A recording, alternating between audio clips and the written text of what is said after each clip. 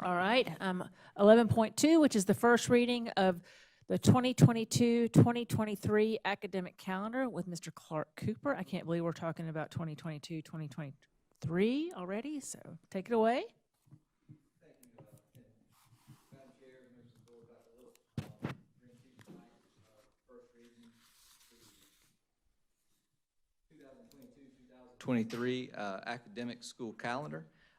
You will remember that this past winter, I brought before you the 2021-2022 academic calendar, which was approved, and immediately after getting your approval on that, the calendar committee jumped right into the 22-23 calendar preparations.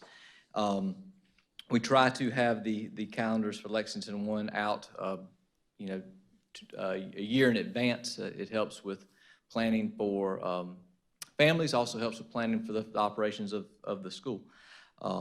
And so we did, move forward on the good steam we had moving ahead with the 21-22 calendar's approval, and built upon that.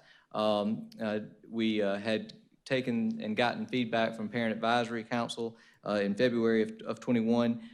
So coupled that with the survey results that we had done in 2019, and the using as a baseline the guide, the 21-22 calendar, developed and got feedback on recommendations for the 22-23 calendar.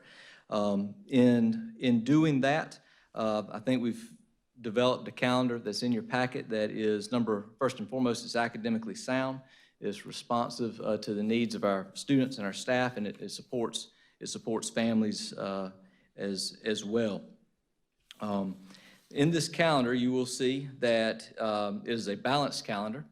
It is a 91-89 day semester calendar. It observes a traditional start date after the third Monday in August. The semesters switch at the Martin Luther King holiday break. Each month there is a break for students. It has traditional holiday times observed, some things that our community expects and appreciates, like that Wednesday before Thanksgiving and the solid chunks of time around Christmas and Easter. It also has, which we did have discussion on this past year, the virtual weather makeup days in it. So just like the 21-22 calendar, this calendar we expect to, should we have a day that we have to close the school buildings, we would move on with instruction virtually that day. The weather makeup day that is in the calendar as a placeholder day, because we're required to include 3 of those by law, that would be a holiday for students and for staff in the event of an extreme natural disaster where we could not hold virtual instruction, or if there was a great expansive period of time such that multiple days were encumbered by lack of power and not able to teach virtually, then we would then use those weather makeup days as virtual instruction days on the placeholder themselves. So we will be continuing with that this year. And the calendar ends for students and staff the week of Memorial Day. So those are the high points of it. I'll walk you through the calendar at this time. And so if you do look at the calendar that's in your packet, you'll see that this is the 180 instructional days and the 190 days for teachers that are displayed on this calendar. So teachers would return back to school on August the 8th for that complete week, and then also that Monday, August 15th, with 6 pre-service days. School would begin for students on August the 16th on a Tuesday, a little shorter week for our youngest learners. There are 12 instructional days in August. We'd move into September. Labor Day is there as a holiday for students and staff, and there are 21 instructional days. We then move into October, and you'll see October 7th is a is a parent-teacher conference day, teacher work day, so there'll be no students that day. The first quarter ends on October 20th. It's a 46-day first 9 weeks. And then we finish out the month with 20 instructional days in October. We would then move into November. 2022 is a big election year, so you'll see Election Day as a holiday for students and staff, so folks can get out and vote, and also because many of our school buildings are traditionally serve as polling places. And you'll see that Thanksgiving break is also observed with a three-day holiday adjacent to the weekend, with 18 instructional days during the month of November. We then move into December with 12 instructional days, and you'll see 2 full weeks for the Christmas break.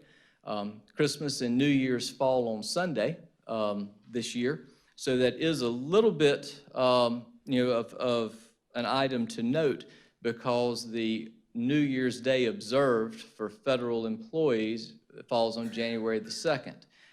So on January the 2nd, you will see that is a day that we have made the first virtual weather makeup day. So if we have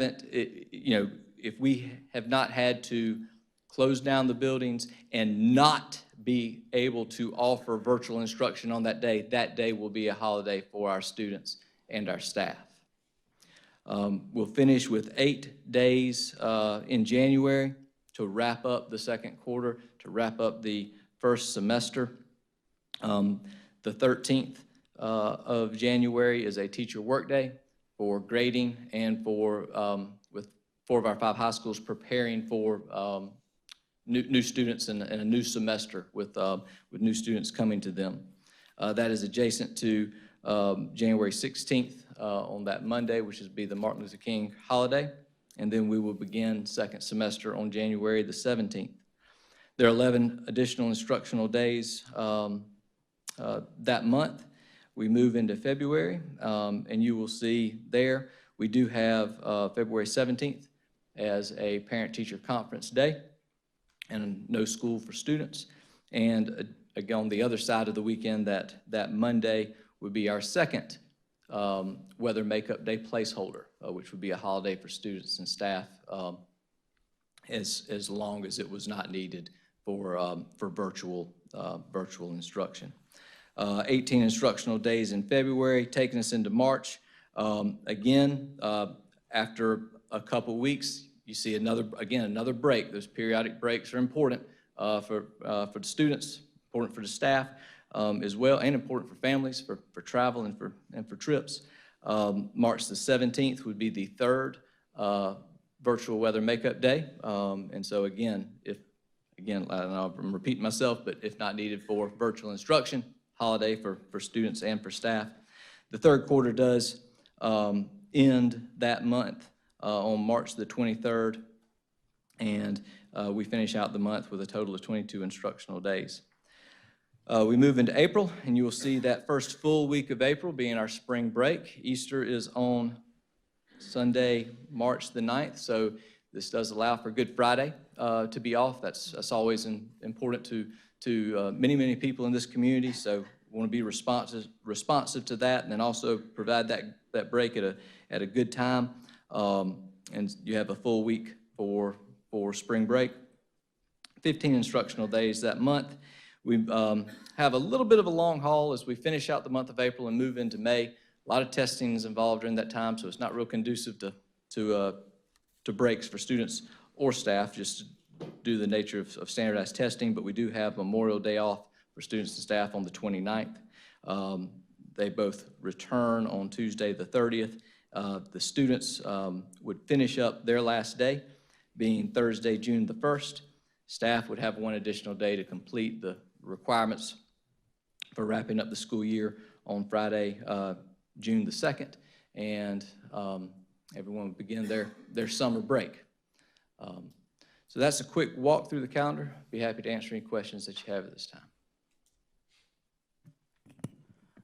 Mr. Cooper, this looks really, really nice. I know there's actually a lot of work that goes into putting this calendar together. There's so many different things that you have to consider. And I know this was not in your consideration, but this academic year represents my youngest child's senior year.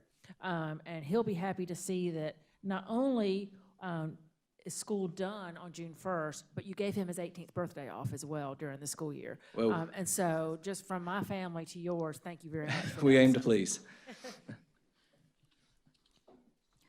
So, Mr. Cooper, thank you for this. Has this gone through the calendar committee, or is it planned on going through there? Yes, ma'am. This is Okay. the recommendation of the calendar committee. Okay, Yes. I just didn't see that. Thank you. I appreciate it. Yes, ma'am.